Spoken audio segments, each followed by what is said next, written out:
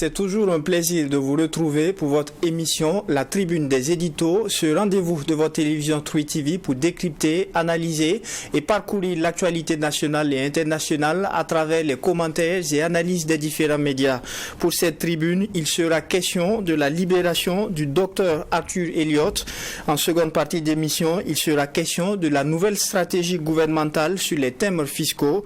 Et enfin, à l'international, il sera question de la situation sociopolitique au Sénégal.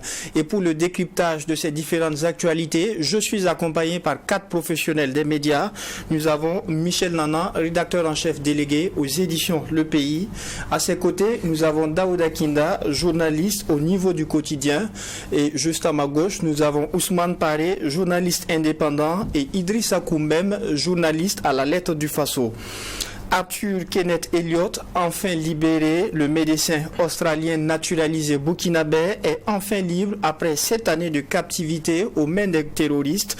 Ousmane Paré, déjà, comment avez-vous accueilli cette information de sa libération ? Je crois que c'est une grande joie parce qu'on se rappelle un peu les circonstances dans lesquelles il a été enlevé avec sa femme et surtout le désarroi que cela a créé donc au niveau de la ville de Djibo, parce que vous savez le temps qu'il a passé là-bas et puis le soin qu'il apportait aux populations. Je crois que quand vous discutez, il était devenu pratiquement un des leurs, un papa que beaucoup de gens respectaient. Les services qu'il rendait quand même aux populations étaient assez énormes. Moi, je me souviens encore des pleurs justement des habitants de Djibo, beaucoup de personnes qui témoignaient un peu de ce dont ils ont pu bénéficier de sa part. Peut-être qu'on se souvient moins de cette clinique-là. Voilà, toutes les personnes, en tout cas, à qui il a porté assistance. Et encore des années après, il y a eu des manifestations voilà, pour demander sa libération, pour demander au gouvernement de faire des choses. Et voilà, jusqu'à ce que, avec le temps, ça s'estompe. Et à un certain moment, je crois qu'il y avait le désespoir. C'est vrai que sa femme a été libérée très tôt, je vais le dire entre guillemets, et les gens se posaient par la suite beaucoup de questions. Et quand j'ai vu ça, je crois que c'était d'abord la joie. Et quand vous voyez un peu les publications, les gens commencent à partager. Et voilà, c'est vraiment ça. Donc, je crois que ça fait vraiment chaud au cœur. Et en même temps, ça donne espoir par rapport à toutes ces personnes, malheureusement, qu'on a oubliées, mais qui sont encore entre les mains des groupes armés terroristes. Notamment, je vais vraiment avoir une pensée assez profonde à l'endroit de ces éléments des forces de défense et de sécurité, voilà, qui ont été enlevés par des terroristes et qui sont encore entre leurs mains. Et on communique très peu autour de cela, alors qu'ils sont nombreux, en tout cas à travers les informations qu'on a. Stratégie? Pardon? Est-ce que c'est pas lié aussi à la stratégie? Oui, la stratégie certainement, mais je crois que quelque part, il faut qu'on montre quand même qu'on pense à eux. Malheureusement, pour ce qui concerne notre cas, des fois on ne sait même pas qui est encore entre les mains des terroristes, qui n'est pas, parce qu'après les attaques, on dit qu'il y en a qui ont été qui sont portés disparus, et après on n'a pas de bilan. Mais quand vous faites le point des attaques où on a des portés disparus, vous pouvez vous imaginer peut-être le nombre de soldats qu'on a encore entre leurs mains, ce qui peut leur arriver, peut-être la situation des familles. Donc je crois qu'il va falloir qu'on ait cette pensée et que de temps en temps on puisse trouver des moyens quand même pour penser à toutes ces personnes et que aussi on puisse déployer des actions. Mais en même temps, si vous me permettez, c'est la petite parenthèse, quand j'ai vu le cas de Elliott, et ce qui m'est venu à l'esprit, c'est souvent aussi les opérations qui sont menées. Et vous imaginez des fois qu'on peut avoir des personnes comme ça qui sont des otages et qui peuvent parfois, de par certaines actions, donc tomber ou bien voilà, faire les frais justement de certaines attaques. Donc moi je crois qu'il va falloir continuer à nourrir espoir et à se dire que ceux qui sont encore entre les mains des terroristes, 5 ans, 10 ans, c'est toujours possible qu'un jour ces personnes nous reviennent et que ça nous donne encore ce sourire-là. Et on continue de prier et que ces personnes puissent nous revenir sains et saufs. D'accord. Alors, Idriss Koumbem, 7 années aux mains des terroristes, c'est tout de même énorme. Quelle appréciation vous faites de cette libération du docteur Elliott? Au risque de me répéter, je crois que c'est quelque chose qu'il faut saluer parce que 7 ans, ce n'était pas évident. Beaucoup de personnes aussi avaient à un moment donné perdu un peu l'espoir, mais je crois que avec ce que nous avons eu, la nouvelle qui est tombée hier, en tout cas c'est fort appréciable, et nous pensons également que toutes les personnes, comme Paris venait de le dire, notamment des gendarmes qui avaient été pris lors de l'attaque d'Inata en 2021, qui sont toujours entre les mains des groupes armés terroristes. On pense en tout cas que ces personnes-là pourront aussi, et d'un jour à l'autre aussi, recouvrer la liberté et se retrouver en tout cas parmi nous. Donc, au regard de ce que l'homme aussi présentait pour toute la population de Guibo aussi, c'est vraiment une très bonne nouvelle. On n'a pas encore les dessous de cette libération, mais quoi qu'il en soit, je crois que le fait qu'il soit déjà libre, c'est quelque chose qu'il faut prendre, en tout cas avec beaucoup de satisfaction. D'accord. Alors, Michel Nana, le couple australien avait été enlevé depuis janvier 2016 à Djibo. Il y a d'abord eu la libération de son épouse, mais pour ce qui est du mari, Dr Elliott, on n'a plus entendu parler après une vidéo de 2017 jusqu'à l'annonce de cette libération. Oui, justement. Je crois que les terroristes savaient ce qu'ils voulaient faire de Dr Elliott. Et ils savaient ce qu'ils cherchaient en gardant Dr Elliott, comme beaucoup d'autres personnes d'ailleurs. Il y a eu beaucoup de spéculations. Certains estimaient qu'en fait, ceux qui détiennent donc le docteur voulaient profiter de ses services en termes de connaissances sur le plan santé. Pour d'autres, il s'agissait de négocier de façon lourde une compensation financière contre sa libération. Il y a eu beaucoup de théories, beaucoup d'analyses et de commentaires sur cela. Mais aujourd'hui, je pense que le plus important est que vraiment ce vieillard, ce vieil homme de 88 ans soit libéré. Moi, personnellement, je me suis toujours posé la question, est-ce qu'un jour, est-ce qu'on allait retrouver Dr Elliott libéré et vivant? Parce qu'à son âge, rester 7 ans dans des conditions qu'on sait, parce que c'était des conditions très difficiles, et dans des conditions où à tout moment il y a la mort qui plane avec des risques d'affrontement et d'opérations militaires qui peuvent faire capoter à tout moment les chances de survie d'un otage. Je crois que déjà il faut féliciter. Et moi personnellement j'ai aimé cette discrétion qui a entouré cette libération et la communication soft qui a été faite par le gouvernement australien sur cette question-là. Moi, j'ai apprécié ça. Tout ce qu'on peut souhaiter, c'est que Dr Elliott, qui est notre compatriote, il est là depuis 1972. 72, ça fait quand même très longtemps. Je crois que il est même venu au Burkina avant même que nous sommes autour de la table, nos nations. Je pense que on ne peut que souhaiter qu'il puisse vivre encore plus longtemps et qu'il puisse se reconstruire sur le plan psychologique et qu'il puisse profiter de la chaleur familiale. Parce que quand même à 88 ans, il y a des enfants, il y a des petits-enfants. Et à cet âge-là, on a besoin d'être bien entouré pour pouvoir, bien sûr, bien finir ses jours. D'accord. Alors, tout à l'heure, vous avez même salué une communication soft. Ousmane Paré et Iris Akombem rappelaient le cas de nos FDS aussi, qui seraient en captivité. Est-ce que là également, vous comprenez l'absence de communication qui peut être liée à la stratégie? Je pense que des situations de ce genre, on n'en parle pas beaucoup. On n'en dit presque rien. Parce qu'un mot, quand vous faites du bruit, vous risquez de faire capoter les choses. Je pense que la libération de Elliott signifie qu'il y a un espoir quelque part. D'abord, pour que tous ces otages-là soient libérés un jour. D'accord. Et ils ne sont pas dans les mêmes conditions.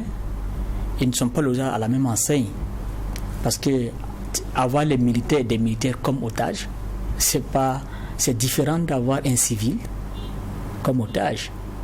Et avoir des nationaux comme otages, des pays du Sahel, des ressortissants du pays du Sahel comme otages, c'est différent d'avoir un ressortissant occidental comme otage. Donc, ils ne sont pas logés à la même enseigne, mais c'est un espoir quand même qu'un jour, tout ce monde-là soit libéré.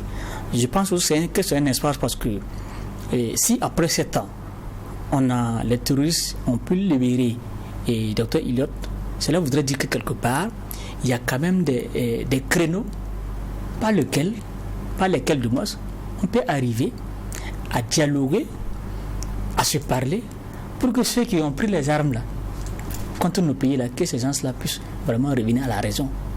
Je vois que c'est ainsi qu'on peut toujours discuter et faire en sorte que les différents qui sont en train de se résoudre par les armes, qu'à un moment donné, on puisse se parler et puis trouver une solution pacifique au conflit qui se pose. D'accord. Alors, Daouda Kinda, on parlait tout à l'heure un peu de l'âge. Il a été enlevé à 81 ans, libéré à 88 ans. Il y a pleinement de quoi se réjouir. Bien sûr. C'est quand on regarde un peu les actions que l'homme menait à Djibo, c'était en quelque sorte comme un monument de l'humanité. À Djibo, quand vous écoutez les témoignages des populations de la localité, lorsqu'il a été enlevé, c'était une population qui était fortement attristée, meurtrie même par la situation, par la nouvelle. Et il a été enlevé en 2016. Vous voyez que l'enlèvement du docteur Elliott, ça fait partie des premières actions des groupes armés terroristes au Burkina, parce que le même jour, le 15 janvier 2016, il y a eu l'attaque à Ouagadougou qui avait coûté la vie à des dizaines de personnes. Donc c'était une trentaine de personnes, c'était quelque chose comme la porte, ouais. Je pense que c'était Cappuccino et puis l'attaque d'un splendide hôtel, c'était en quelque sorte comme la porte d'entrée même du terrorisme. Mais après ça, vous voyez comment les choses se sont accélérées, les attaques terroristes se sont suivies. Donc c'est forcément la joie pour les populations burkinabées, pour les populations du Sahel, pour l'Australie. C'est sûr qu'on a parlé tantôt de la communication peut-être qui n'a pas été, ou qui a été soft, mais vous savez que tout ce qui rentre en matière de libération, c'est les services de renseignement. Et qui dit service de renseignement, ça ne communique pas. La discrétion. C'est la discrétion totale jusqu'à obtenir gain de cause. En février 2016, lorsque Madame Jocelyne Elliott avait été libérée, les services de renseignement burkinabés avaient travaillé en étroite collaboration avec les autorités nigériennes pour obtenir sa libération au Niger. C'est sûr qu'au Burkina Faso aussi, c'est sûr qu'avec la libération du docteur Elliott, il y a un service de renseignement des différents pays, que ce soit le Burkina, que ce soit l'Australie ou que ce soit le Niger, ont travaillé en étroite collaboration pour obtenir sa libération. Même si on ne nous a pas encore donné les contours, les détails qui ont prévalu à sa libération. Tout compte fait, c'est forcément de la joie pour les Burkinabés. Il a regagné son pays, l'Australie, il a regagné sa famille, mais c'est sûr qu'il a quand même une pensée pour le Burkina Faso. Plus de 30 ans au Burkina, à soigner des personnes, à mener des actions humanitaires. C'est sûr que le Burkina Faso lui manque, et on espère qu'il est en bonne santé et qu'il prendra le temps de se reposer et avoir toutes les conditions possibles pour oublier, ou s'il a été torturé ou quoi, en tout cas se remettre en selle et puis avancer. D'accord. Alors, on sait qu'il est naturalisé burkinabé, le docteur Elliott. L'enlèvement s'est passé en territoire burkinabé. Est-ce qu'on en sait un peu plus par rapport à l'implication des autorités burkinabées? Rien pour l'instant. Et vous savez que jusqu'à présent, même l'information a été donnée par les médias australiens. Donc au Burkina, je crois qu'à ma connaissance, en tout cas, il n'y a pas de communication jusqu'à présent. On peut peut-être être partager sur la question, comme on ne sait pas du tout comment ça s'est passé. Est-ce qu'il faut communiquer, il ne faut pas communiquer, donc ça reste ça appartient au gouvernement. Mais pour moi, peut-être le besoin peut se faire sentir au regard peut-être de ce que ça peut susciter un peu comme polémique ou comme incompréhension. Je parle de polémique parce que personnellement j'ai été sidéré de voir une certaine communication, notamment sur les réseaux sociaux, sociaux où des gens allaient jusqu'à le considérer comme complice justement des groupes terroristes. Ça peut vous surprendre, mais c'est déjà des informations dans certains milieux sur les réseaux sociaux qui circulent. Donc ça met beaucoup mal à l'aise. Donc quand vous ne savez pas comment ça s'est passé, et si vous savez un peu que chez les terroristes, rien ne se fait de façon anodine. Donc toutes les actions sont en même temps des messages qui sont adressés à des populations ou bien à des groupes terroristes, etc. etc.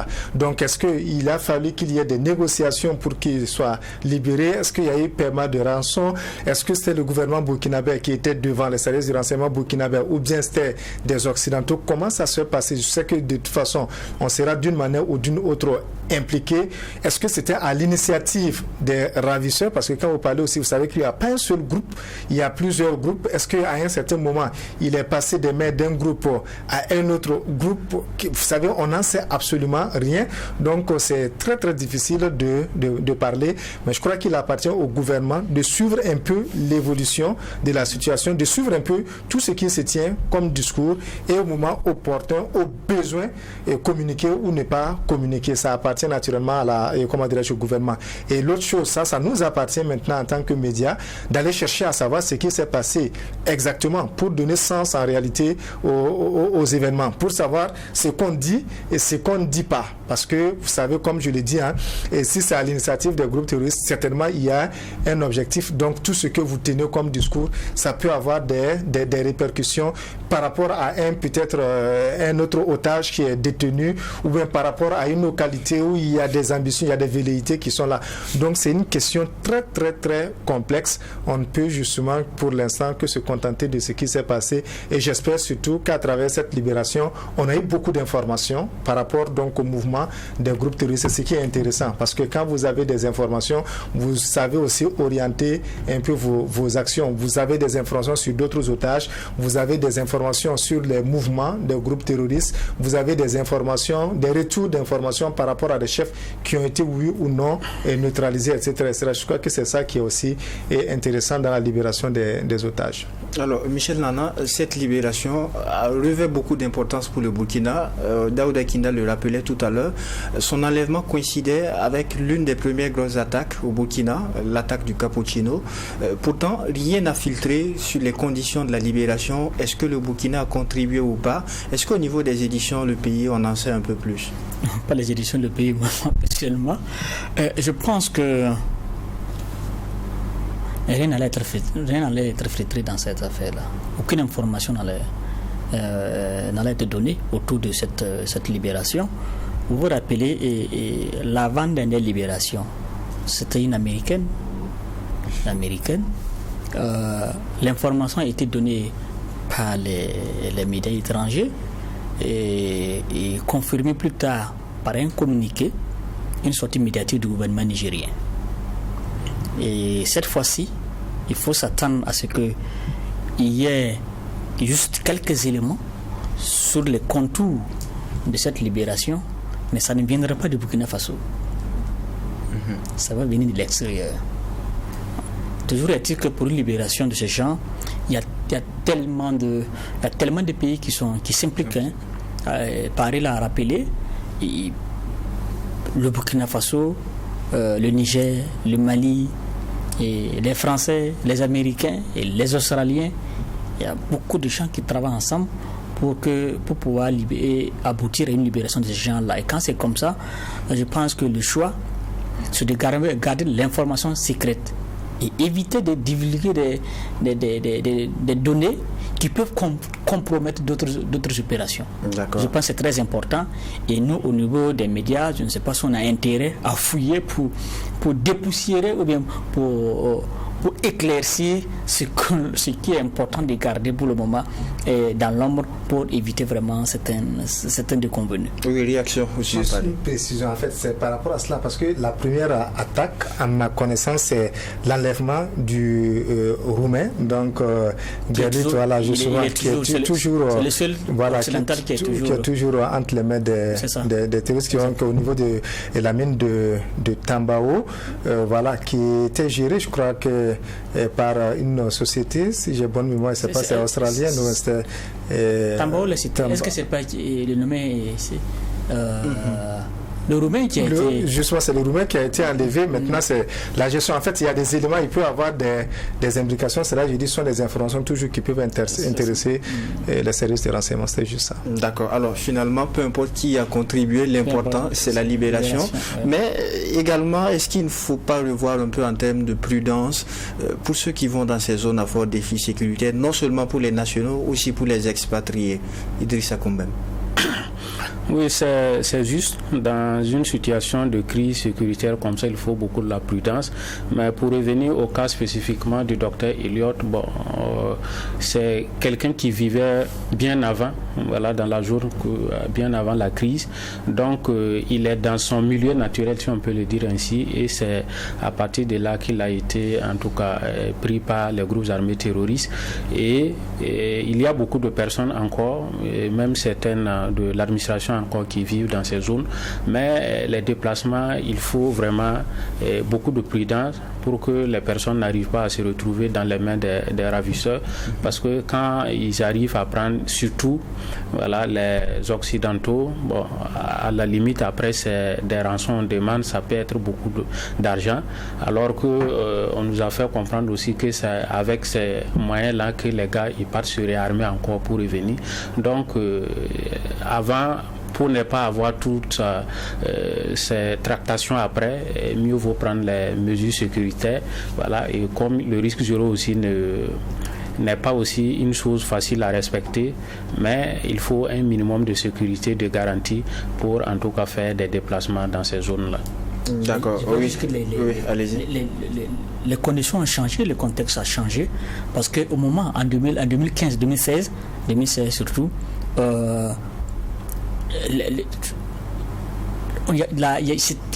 on n'était qu'au début, donc on pensait que c'était quelque chose de banal qui allait finir. Aujourd'hui, je crois qu'au regard de l'aggravation de la situation, il y a beaucoup de mesures sécuritaires qui ont été prises, que ce soit par les nationaux, et que ce soit pour les occidentaux et les étrangers. Et les gens ne se déplacent plus au hasard. C'est pas parce que tu vas aller quelque part que tu vas y aller. Je crois qu'il y a des dispositions qui sont prises, et maintenant c'est plus difficile pour ces groupes-là de mettre la main sur des occidentaux. D'accord. C'est très difficile. Voilà. Je crois que maintenant, même quand ils te prennent, leur réflexe là, c'est d'abattre, c'est pas garder. Hein. Quand ils te prennent comme ça, c'est d'abattre. Et c'est ça qui a évolué actuellement. Il y a une cible en fonction des besoins. Hein. C'est par rapport à ça. Il y a des techniciens, souvent dans le domaine de, la téléphonie, etc., qu'ils enlèvent. C'est juste des compétences pour résoudre des problèmes. Et puis voilà. D'accord. On termine avec vous, Daouda Kinda, sur le sujet. Alors, finalement, comment est-ce qu'on peut se prémunir afin d'éviter pareille situation dans les pays à fort défi sécuritaire comme le Burkina? Non, c'est ce qu'on a relevé tantôt. Il faut éviter, tant que la situation n'est pas stabilisée, de se déplacer dans les zones à fort défi sécuritaire. Vous savez qu'il y a des zones classées rouges, des zones classées orange, des zones soft, si on peut le dire. Et dans ces zones à fort défi sécuritaire, là, surtout, il faut éviter tout déplacement. Regardez le nombre de Burkinabés qui sont débarqués parfois des véhicules et qui sont abattus froidement. Les expatriés, c'est la même chose. Idriss Koumbem l'a relevé, c'est un des moyens. La demande des rançons est un des moyens pour les terroristes d'acquérir des moyens financiers pour acheter les armes, acheter des munitions et autres choses. Et les milliards que les groupes armés se font dans ces rapts-là, mais ma foi, si on vous dit, c'est pas petit, c'est des milliards et des milliards. Donc, il faut éviter, pour les expatriés d'abord, d'aller dans ces zones-là. Et pour les nationaux aussi, c'est la même chose. Hein, c'est des conseils valables parce que quand on regarde aujourd'hui où les terroristes vous interdisent l'accès ou d'emprunter un certain nombre de voies, si vous vous entêtez, vous prenez la voie. On dit d'être résilient, c'est vrai, mais si vous vous entêtez, ils vont forcément sévir, ils vont agir. Donc, c'est d'être quand même d'éviter au maximum, si c'est pas vraiment en cas de nécessité, d'urgence absolue, c'est mieux d'éviter ces zones-là et que nos forces de défense et de sécurité arrivent à éradiquer ce phénomène-là, à bouter les terroristes hors de nos frontières pour permettre aux Burkinabés d'être libres et de circuler partout, d'aller partout où le vent les emmène, quoi. Et nous passons du coup au deuxième sujet retenu pour cette tribune. Les thèmes fiscaux se faisaient de plus en plus rares au Burkina Faso. Si au niveau du ministère en charge de l'économie et des finances, il est difficilement question de pénurie, toujours est-il que l'annonce de la mise en circulation de nouveaux thèmes fiscaux a été donnée. Qu'est-ce qui n'a finalement pas marché, Michel Nana? Qu'est-ce qui n'a pas marché? Je crois que on aura besoin de l'administration pour comprendre ce qui s'est passé et ce qui se passe. Bon, nous sommes des observateurs extérieurs, au risque que certains nous disent que nous faisons dans la délation, mais on peut y aller, on va y aller quand même. Selon ce que je sais, et je parle sous le contrôle de ceux qui ont la vraie information, la bonne information, ils peuvent me contredire. Selon ce que je sais, on avait un problème. Et ce problème, c'est en réalité une pénurie de thèmes provoquée par une situation bien précise. Il me semble qu'en 2021, le Burkina Faso a retiré la confection des thèmes fiscaux de 200 francs. Cette confection était faite par une société étrangère. Le Burkina Faso a pris la partie fiscaux, les thèmes fiscaux, et confié à un opérateur au niveau national. En tout cas, à un autre opérateur. Il se trouve que cet opérateur en question continuait de fabriquer les thèmes selon l'identité visuelle de celui à qui on a retiré le contrat ou le marché. Donc à un moment donné, il me semble que ce dernier a demandé non, il ne doit plus continuer d'imprimer les thèmes avec lui, ses éléments, ses identités. Parce que ce n'est plus lui qui le fait. Et la personne qui a fait le marché, au lieu de changer ses identités visuelles, continuait d'imprimer de la même manière, avec les éléments, la conception de l'opérateur étranger en question. Donc on vous dit d'arrêter. Alors, conséquence, le temps d'arrêter et de produire autre chose, franchement, il y aurait un problème. J'espère que je me fais comprendre. Tout à fait. Voilà. C'est exactement. Non, pas exactement. C'est ce que selon j'ai appris. Maintenant, le Burkina Faso a entrepris de refaire ces thèmes-là avec ses propres identités. Avec, je ne sais pas si c'est le même opérateur, mais c'est la situation comme ça. Donc, je pense que c'était bien effectivement à un moment donné que l'État décide de ne pas confier toute cette confection des thèmes-là dans toutes ces palettes-là à l'étranger. C'était important que l'État puisse assumer. Et si en 2021, effectivement, l'État est arrivé à retirer cette partie, les thèmes fiscaux, en attendant bien sûr d'avoir les moyens pour aller dans les autres, au niveau des autres thèmes, je pense que c'était une mesure à saluer. Maintenant, effectivement, je crois qu'il y a une mauvaise communication, pas une mauvaise communication, en tout cas, la communication n'a pas été bien gérée autour de ce problème-là. Ça veut dire qu'on a tourné autour, on n'a pas voulu dire la vérité sur ce qui se passe. Voilà. Malheureusement, on a les spéculateurs qui sont rentrés dans la danse avec tous les problèmes qu'on vit, notamment le coût excessif qui a été imposé parce que les gens ont trouvé l'occasion de se faire de l'argent. sur le dos des Burkinabés. Et cela a été possible parce que au niveau État, au niveau gouvernement, il y a des choses qu'on n'a pas voulu dire. Et c'est ça c'est un souci. Alors finalement, Daouda Kina, est-ce que l'absence de communication n'a pas joué? C'est peut-être ça. Et moi, je pense personnellement que la confection des thèmes doit forcément relever de la souveraineté d'un pays. On ne peut pas confier la confection des timbres à une société étrangère. Je pense même que bien avant cela, c'était au niveau national que ça se confectionnait. C'est en 2008 que la décision avait été prise de faire d'une société canadienne. C'était cette société canadienne qui était devenue la principale société qui fournissait le Burkina Faso en timbre. Parlant de pénurie, comme Michel l'a relevé, ce n'est pas la première fois d'ailleurs qu'on a... Mais d'une telle gravité au point où on en refasse. En 2016, quand même, on a eu cette difficulté-là, en 2016.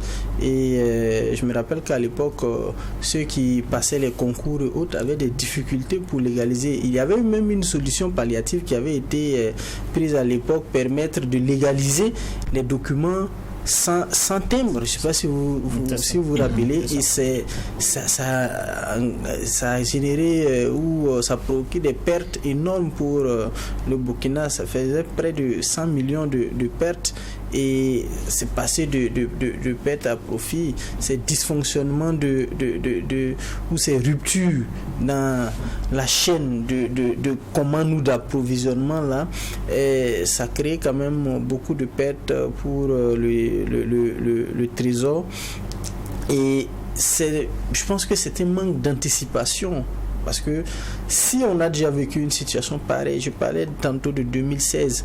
Avant 2016, il y a eu 2007 aussi. En 2007, il y a eu des ruptures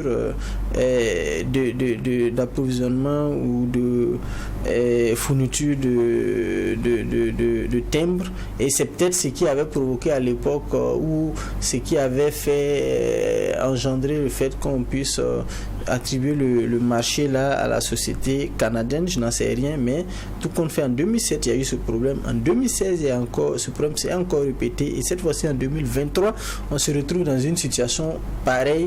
Et à la lumière de ce que Michel Nana a dit, je trouve qu'on devait anticiper sur tout cela. On ne doit pas, mais c'est quand même logique que vous ne travaillez plus avec moi et vous utilisez mes identités. Je pense que c'est logique et c'est un manque d'anticipation, et il appartient à nos structures. Je pense que c'est la DGAE qui est la Direction Générale des Affaires de l'État, ou des choses comme la DGAE, qui s'occupe de la commande des timbres, du processus. Donc il faut qu'on revoie cette situation là, et que les timbres là, qu'on puisse les produire sur le plan national. Oui, mais là vous avez dit quelque chose d'important. Il estime que les thèmes relèvent également de la souveraineté d'un État. Est-ce que vous êtes d'avis, Ousmane Paré? Oui, je crois que l'impression, autant on est en train de faire la bagarre pour la souveraineté monétaire, ça revient pratiquement à la même. Je crois que c'est pratiquement le même système d'impression. Parce que ce qui est un peu dérangeant, c'est qu'on soit à court de timbres. Et pour des petits éléments comme ça, est-ce que pour moi, ça ne fait pas honneur qu'on se lève et qu'on aille imprimer ça carrément au Canada. Que ce sont des petits éléments? Pour moi, parce qu'on a la capacité de faire ça ici. En fait, c'est ça qui m'aime un peu mal à l'aise. Et quand vous voyez un peu comment ça se passe avec les timbres, je crois que nous tous on se pose la question sur l'importance justement et d'aller prendre un timbre, de mettre, et puis après on va déchirer, parce que ce qui intéresse c'est la valeur monétaire, c'est juste l'argent que l'État veut. Mais imaginez ce qu'on dépense pour avoir les timbres, et après encore amener les gens à acheter, alors que pour le thème de 200 francs, c'est pas le coût, ça revient à combien à l'État pour la confection. Imagine, je pense qu'on est en train d'aller vers cette logique là, la dématérialisation. On a les 200 francs, je me dis cash Donc on ne perd absolument rien. Donc ça, ce sont les choses peut-être auxquelles on devrait penser. Mais ce qui peut me paraître un peu bizarre, Michel le disait, il ne veut pas glisser sur un terrain. Moi aussi, j'évite de glisser un peu sur le terrain parce que quand vous voyez très souvent, quand vous voyez très souvent ces questions, et vous allez trouver que c'est juste des intérêts égoïstes qui sont derrière. Je ne dis pas que c'est le cas, mais parfois c'est un peu ça. Parce que vous posez 1001 questions, pourquoi on n'arrive pas à, comment dirais-je, il y a des solutions. J'ai suivi récemment une interview du DG de la, des impôts avec des confrères où il dit ça fait un bon bout de temps qu'il y a la réflexion. Mais pourquoi on n'arrive pas à avancer? Il y aura toujours des arguments au regard du contexte, etc. Mais des fois, vous allez trouver qu'il y a d'autres intérêts qui sont en réalité en jeu. Voilà que le problème véritable. Donc, pour moi, la question des timbres, je suis convaincu qu'on peut gérer ça très facilement d'une autre manière au lieu de continuer à souffrir. Daouda Kinda le disait tantôt, depuis 2007, ce sont des problèmes qui sont récurrents. Qu'on n'arrive pas à anticiper parce qu'il y a des problèmes de commande. En 2007, c'était lié à ça parce que sous la transition, on n'a pas pu lancer la commande. En 2021, on trouve une solution à l'intérieur. On a interpellé. Donc, vous imaginez, depuis 2021, on a commencé à quoi de reprise, la société a interpellé justement, le partenaire national. Et que pendant tout ce temps, on ne soit pas capable de trouver une solution qu'on traîne jusqu'à ce qu'on soit à cette situation où il y a la pénurie. Encore une fois, je reste convaincu que ce n'est pas de la mer à boire que de trouver une solution à la question, du thème. Encore que, voilà, il y a une solution qui se dégage à travers le communiqué donc, du gouvernement à partir du 1er juin, je crois. Et non, le 25, non, mais et puis bon, le 1er juin déjà, les anciens timbres donc ne seront plus d'usage. Donc on attendra aussi de voir comment cette solution va se comporter sur le terrain pour peut-être en tirer d'autres conclusions. Alors Idriss Koumbem, le Burkina ne fabrique pas de timbres, ça on le sait, on l'a appris. Il se trouve que pour pallier au problème qu'il y avait, on a eu recours à des solutions au plan endogène, on a eu recours à un opérateur au plan intérieur. Finalement, est-ce que ce n'est pas toutes ces choses-là qui font qu'on ne s'en sort pas? On dit de faire la promotion des valeurs internes. On en a fait. On est face à des difficultés. On est obligé de reprendre encore. Est-ce que vous ne trouvez pas qu'à un certain moment, il faut taper du poing et faire un peu comme Daouda le disait, la souveraineté, que l'État s'en charge directement? Alors oui, l'État devrait s'en charger de ce que vous venez de dire.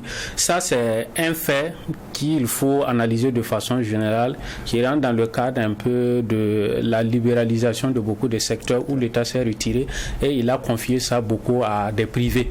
Voilà. Et quand on se retire, l'État même se retire un peu de la confection et que c'est des privés qui vont nous fournir les thèmes, il faut s'attendre à ce qu'on se retrouve dans ces genres de situations.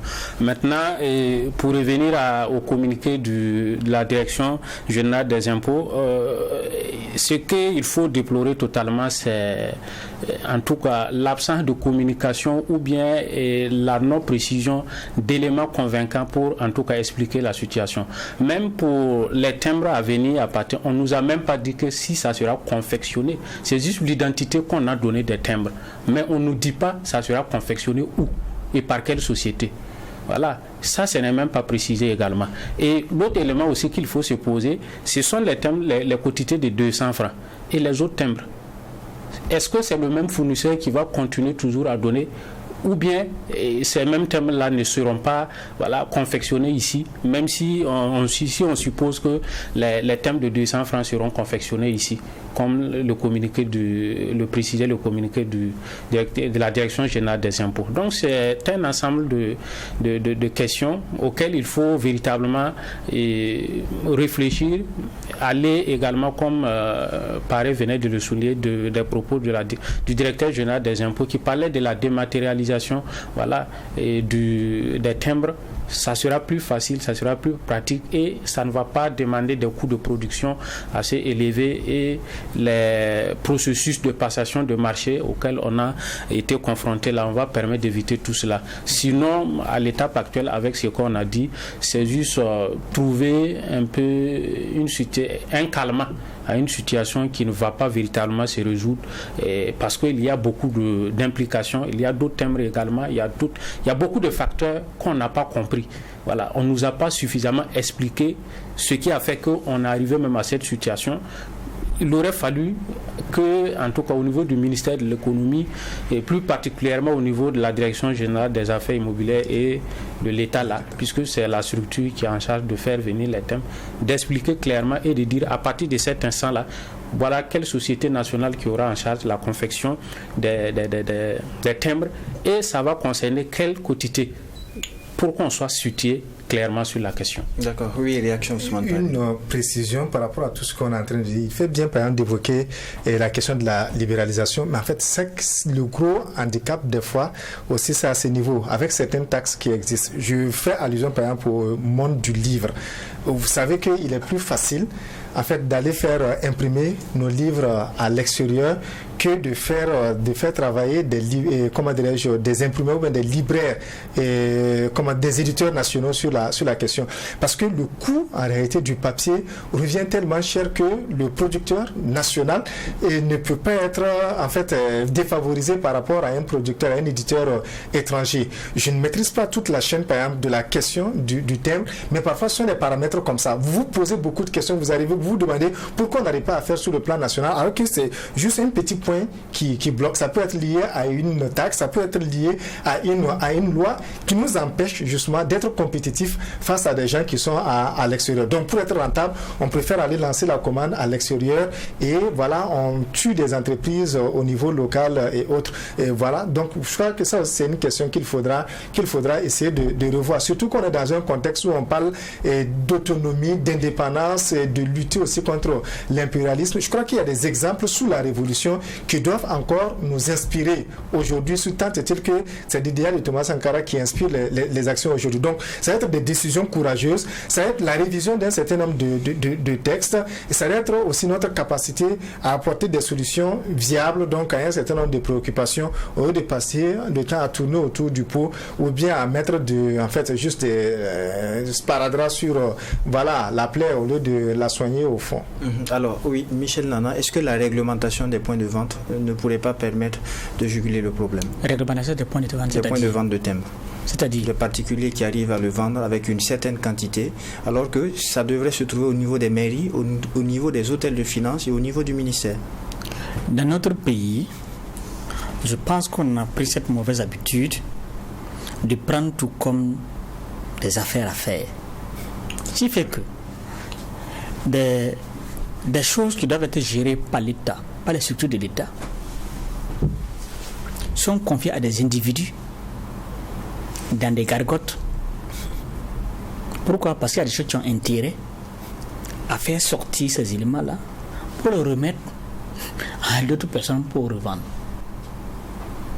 Moi, personnellement, je pense qu'à un moment, tout ça, c'est du désordre et c'est l'incivisme, le désordre, l'incivisme et la culture de l'argent. Ouais. Aujourd'hui, vous allez arriver dans des structures où il y a des documents, mais on fait sortir par des fenêtres, d'autres personnes vont vendre ça dehors en augmentant le coût. Je pense qu'à un moment donné, il faut que la population d'abord, ou bien l'État d'abord, la population ensuite, il faut que nous soyons rangés et faire en sorte que tout ce que nous entreprenons là soit fait dans les règles de l'art. Et ce ne sont pas les thèmes seulement.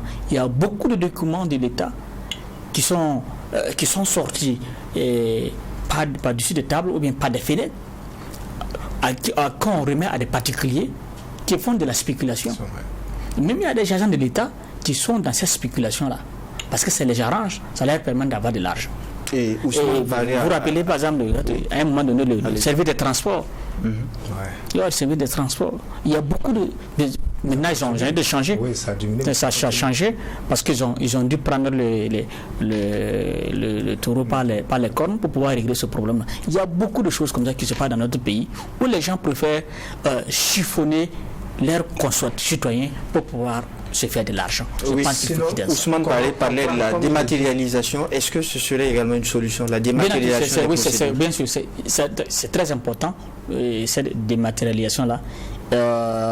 Et on est même contraint d'aller vers là, puisqu'à un moment donné, si on n'a pas les intrants, si on n'a pas le papier, mais il faut trouver une autre façon de gérer. Non, en fait, ce qui est déjà après, ce matin, je crois qu'on le voyait, une publication, on dit il y a un individu, non, c'est quelqu'un qui se trouve avec près de 2000 timbres. Aujourd'hui, avec l'aspect qu'en fait, on a dit, parce que les gens vendaient à 500 francs, les thèmes de 200 à 500 francs, il y a la nouvelle solution qui vient, donc il a 2000 thèmes. Vous imaginez qu'il doit évacuer dans ce laps de temps. Vous imaginez le nombre de timbres qu'il avait, comment il a pu acquérir ça. Donc en principe, il faut que la loi puisse, qu'on puisse faire des enquêtes et puis constituer les responsabilités. Et ça, c'est ce qu'on sait. Oui, il est possible, il est fort probable même qu'il ne soit pas le seul. Il y a des gens qui toujours créent une affaire dans l'affaire.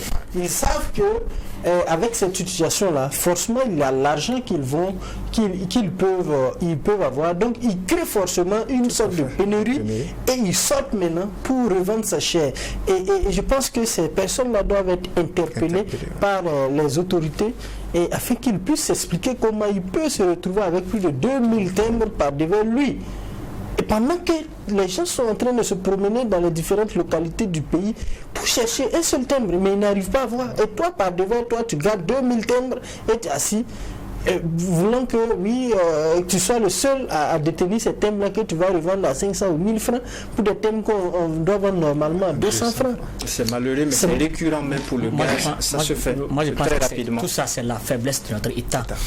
La faiblesse, l'incapacité de l'État à contrôler les actes qui sont posés par les uns et les autres. Il y a les thèmes, il y a le carburant, il y a tout est objet à la surenchère dans ce pays-là. Voilà, pas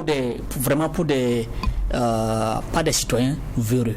D'accord, on va permettre une réaction à Idrissa Koumbé. Non, je voulais intervenir encore sur le sujet par rapport à la réglementation sur les ventes des timbres. Ce qu'il faut dire que pour ce qui est des timbres, c'est qu'il n'y a pas une quantité qu'on limite pour un individu. Voilà tout le problème. Donc, le gars se pointe, il dit il veut autant de timbres. Voilà, on lui donne tant qu'il y a au niveau de la Direction générale des impôts. Voilà, il peut s'enquérir et il part maintenant revendre. C'est là d'où, en tout cas, la pertinence de la problématique de la réglementation qu'il faut revoir, parce que il ne faut pas vider les timbres qui constituent en tout cas une ressource de souveraineté et on confie à des gens, même si on part dans cette lancée-là, même si vous créez de nouveaux timbres, ces mêmes personnes-là peuvent en tout cas créer une pionnerie comme ça pour pouvoir spéculer après. D'où la nécessité. Moi particulièrement, j'avais dit que je ne suis pas contre les jeunes qui vendent autour des commissariats, mais ça allait être mieux qu'on fournit les timbres même au niveau du commissariat. Pour les légalisations, vous partez et vous légalisez, vous payez en même temps là-bas. Voilà, il y a un service qui prend et on paye là-bas directement. Il n'y a pas quelqu'un. Comment quelqu'un va payer les timbres et se retrouve devant le commissariat et c'est lui qui revend les timbres souvent à des prix qu'il veut. Voilà, donc il ne faut pas laisser tout ce désordre-là. Quand on laisse comme ça, voilà, ça laisse libre cours à toutes les pratiques et les gens sont prêts à tout pour avoir de l'argent. D'accord, voilà. On termine avec le sujet avec vous, Ousmane Paré. Finalement, est-ce que la nouvelle stratégie du gouvernement, à travers la mise en place de nouveaux timbres, pourra permettre de pallier au problème? Non, pas totalement, mais bon, je pense qu'on va attendre de voir. Moi, ce qui m'intéresse, c'est d'avoir la dématérialisation. Ça, c'est beaucoup plus efficace. Maintenant, sinon, tout le restant qu'il y aura, le timbre physique, le problème va toujours subsister. Il parlait tantôt de la réglementation. Peut-être qu'il le faudra. Mais en fait, le summum de tout cela, c'est quoi? C'est la vertu. Parce que tant que vous aurez des agents véreux, en fait, les gens trouveront toujours des moyens pour contourner et pour se faire de l'argent. En fait, ça fonctionne comme ça. Vous avez vu, à chaque fois qu'on essaie de mettre des lois, les gens trouvent toujours des moyens. Donc c'est là, moi je suis de ceux qui pensent qu'il faut sévir quand il le faut, et il faut il faut sanctionner, voilà, ceux qui vont pas respecter les règles, et puis il faut à chaque fois améliorer les textes pour faciliter les choses. Il y a un bel exemple qu'il donne. Si moi j'ai pas à acheter de timbre, tout le problème ne va pas se poser, vous partez directement, et puis s'il faut un timbre, on achète sur place et puis on va légaliser ton document. S'il n'y a pas c'est pas un document, c'est pas un truc physique, donc c'est juste la valeur, peut-être juste la signature qui fait 200 francs, qui fait 300 francs, vous payez et puis vous continuez. Mais j'insiste sur un élément, pour vraiment changer la société, il faut qu'il y ait de la rigueur. D'accord, et nous sommes pris par le temps. Nous allons aller au dernier sujet retenu pour cette tribune. La situation sociopolitique au Sénégal est de plus en plus préoccupante sur la question. Le pays, à travers un édito, s'interroge. Procès Ousmane Sonko, nouvelle la vie de tempête sur Dakar. Tout à fait. Le lundi dernier, Ousmane Sonko a été appelé à comparaître en justice devant le juge pour viol et puis menace de mort. Le suspect lui-même, ça veut dire Sonko lui-même, a appelé ses partisans à sortir dans la rue parce qu'il estime que la justice de son pays est manipulée par le pouvoir en place. Et de façon précise, et il a demandé à ses partisans à suivre son mouvement qui est la désobéissance civile contre la justice de son pays. Vous allez vous rendre compte qu'à chaque convocation de Sonko, il y a toujours de la violence au Sénégal. D'où notre titre qui est Avis de tempête sur ce pays-là. Et effectivement, on va se rendre compte par la suite qu'il y a eu des violences à Ziguinchor, avec notamment quelques décès et des blessés. Voilà. Et la question que le journal se pose, c'est que gagne Sonko dans sa stratégie actuelle, qui est de mobiliser la rue mobiliser la rue pour se défendre devant des dossiers où il est incriminé pour avoir par exemple commis des infractions. Qu'est-ce qu'il gagne?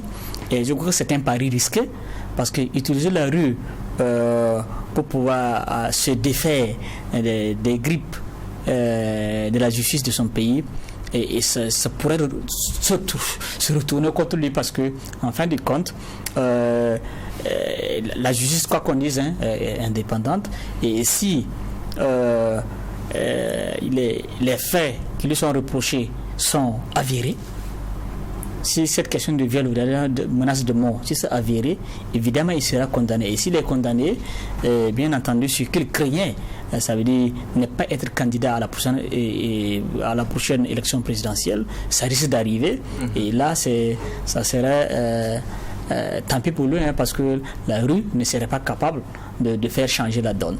Bien entendu, on soulève au passage que Sonko a cette force-là aussi, parce que Macky Sall, président de la République, reste muet sur ses intentions quant à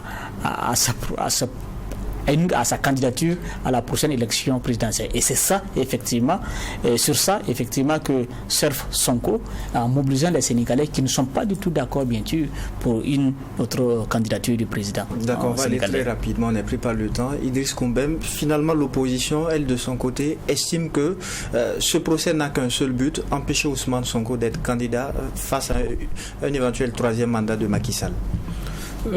C'est une interprétation de l'opposition sénégalaise, mais ce qui est sûr, c'est le contexte dans lequel ces événements se déroulent qui amène effectivement à avoir une telle interprétation, parce que l'affaire d'abord de viol, voilà, ça a commencé depuis, je crois, 2021. 2 ans, voilà, 2021, et on n'arrive pas quand même à épurer le dossier. Ça montre que, et ça l'approche voilà, des élections qu'on remet au bout du jour, le dossier et on active. Et ça peut aussi laisser croire que véritablement il y a une intention cachée derrière le pouvoir, voilà, pour en tout cas créer des soucis à Ousmane Sonko, qui est aujourd'hui l'opposant principal de Macky Sall, même si en tout cas officiellement il ne s'est pas prononcé sur son éventuelle candidature et pour un troisième mandat. Donc Sonko aussi, du point de vue politique, voilà, il faut capitaliser sur ces aspects-là pour pouvoir mobiliser, s'établir une base, voilà, et pouvoir espérer que au niveau de la justice, il ne sera pas condamné à des peines, à ce qu'il ne soit plus possible de se présenter pour pouvoir aller conquérir en tout cas le pouvoir. Donc, mais tout qu'on fait, c'est malheureux parce qu'il y a déjà des décès et que c'est la démocratie qui n'est pas, en tout cas, qui est encore remis en cause, voilà, au niveau du Sénégal, qui devrait en tout cas, de notre point de vue, être en tout cas un bel exemple pour au niveau de la sous-région ouest africaine. D'accord, 20 secondes Ousmane Paris. Finalement, il n'y a pas que le procès Ousmane Sonko. Les velléités d'un troisième mandat de Macky Sall dérangent également. Tout à fait, c'est là j'ai dit le destin c'est une chose, hein, et la preuve aussi qu'on ne tire jamais leçon de l'histoire. Je pense à DSK qui avait peut-être qui aurait pu faire un grand président en France et qui est arrivé avec Ousmane Sonko, certainement qui maudit ce jour où il s'est retrouvé dans ce salon de massage. Malheureusement, c'est ainsi. On ne tire jamais leçon. Macky Sall, avec ce qui s'est passé avec Watt, on ne tire jamais leçon. Et malheureusement, c'est là où ça fait mal. C'est des Sénégalais qui vont encore mourir pour des questions de pouvoir. Il suffit de perdre une connaissance, un proche, pour se rendre compte de la douleur que cela peut susciter. Mais malheureusement, chacun pour ses intérêts va marcher sur des cadavres et c'est dommage. Donc on termine avec vous en 15 secondes. Finalement, le Sénégal est pourtant un modèle en termes de démocratie. Un troisième mandat de Macky Sall, est-ce que vous y croyez, Daouda Kinda? Tout est possible sous nos cieux. On l'a vu en Côte d'Ivoire, Alassane Ouattara, il l'a fait. Quoi qu'il ait justifié son troisième mandat par le fait que il voulait pas se représenter, mais comme son dauphin politique est décédé, donc il se sentait obligé de se présenter pour un premier mandat d'une autre république, donc pour ne pas dire troisième mandat. Mais ce qui se passe au Sénégal, c'est possible. Macky Sall peut se représenter parce que ce ne serait pas du jamais vu en Afrique, hein. C'est pas la première fois qu'on voit cela. Mais je m'interroge sur le cas de Ousmane Sonko. J'ai l'impression qu'à chaque fois il se met sous le couvert de la population pour pouvoir ameuter les gens. Alors que est-ce qu'il a réellement commis ces viols, ce dont on l'accuse, le viol et les menaces de mort? Il ne faut pas à chaque fois ameuter les gens pour ses intérêts forcément, parce que moi je suis un fervent défenseur de l'indépendance de la justice. On fait confiance à la justice et quitte maintenant à voir plus tard est-ce que c'était pour ça on me poursuit. D'accord. Et on s'arrête ici pour ce numéro de votre émission La Tribune des Éditos, l'émission qui donne uniquement la parole aux professionnels des médias. Merci à vous qui l'avez suivi. Merci aux équipes techniques. On se retrouve, Dieu voulant, le week-end prochain pour un autre numéro. Mais d'ici là, portez-vous bien.